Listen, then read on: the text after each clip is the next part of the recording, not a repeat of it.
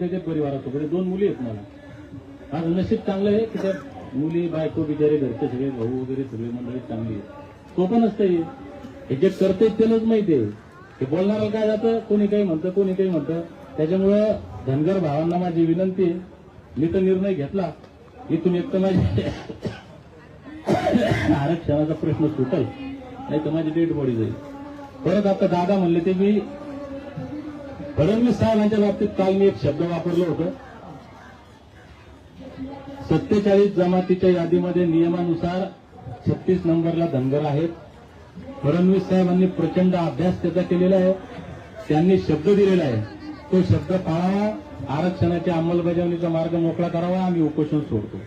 किंवा फडणवीस साहेबांनी हे म्हणावं की बाबा रे ते जे होतं 36 नंबर वगैरे वगैरे हे नियमात बसत नाही. मी जे बारामतीला बोललो होतो ते असंच बोललो होतो निवडणुकीपुरतं, त्याच्यामुळे तुम्हाला देताच येत नाही, उभे मोर नको जाय घरी, तरी मी घरी जायला तयार आहे. समाजाला हात जोडून विनंती आहे, ज्या ज्या नेत्याला असं वाटत असेल हे आंदोलन चुकीचं आहे, त्या कोणत्याही एका नेत्याने सांगा मी नाव घेत नाही, त्यानं लोकांना संभ्रमित केल्यापेक्षा, समाजाचं डोकं खराब केल्यापेक्षा आणि लेकराबाळांच्या कल्याणाचा हालाडा कमजोर केल्यापेक्षा त्यांनी पुढे येऊन सांगावं दीपक बोराडेचं आंदोलन करणं चुकीचं आहे, तरी मी उपोषण सोडतो. काय सांगू आता? अरे हाऊस नाही ना. बरं हे लोक 10 दिवस झाले परेशान, यायला उपोषण म्हणून आलेलंच नव्हतं मी. एक दिवस जायचं 16 तारखेला जयंती करायची, सरकार निर्णय घेणार आहे आपण घरी जाऊ. हे 10 दिवस झाले सगळे लोक प्रत्येक जिल्ह्यातले इथं फुटपाथवर पडले, यायला हाऊस आहे का?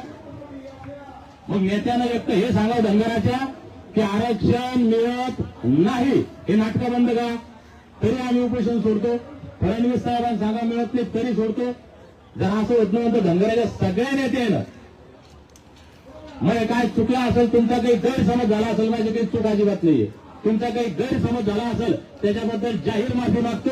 आणि या मैदानात मला समाजाच्या नावावर अजिबात दुकानदारी करायची नाही. आता काही गोष्टी मी एकट्याच बोललो असतो, मला ना आमदारकी खासदारकी ना पैसा समाजाच्या नावावर काहीच नाही पाहिजे. त्याच्यामुळे हा भरम काढून टाका.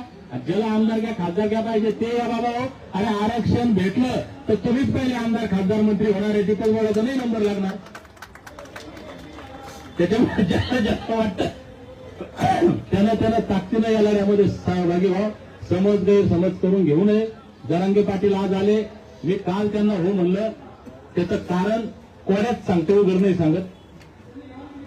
मी पंढरपूरला 16 दिवस उपोषणाला बसलो. या राज्यातल्या सगळ्या जाती धर्माच्या सगळ्या पक्षांच्या नेत्यांसोबत माझे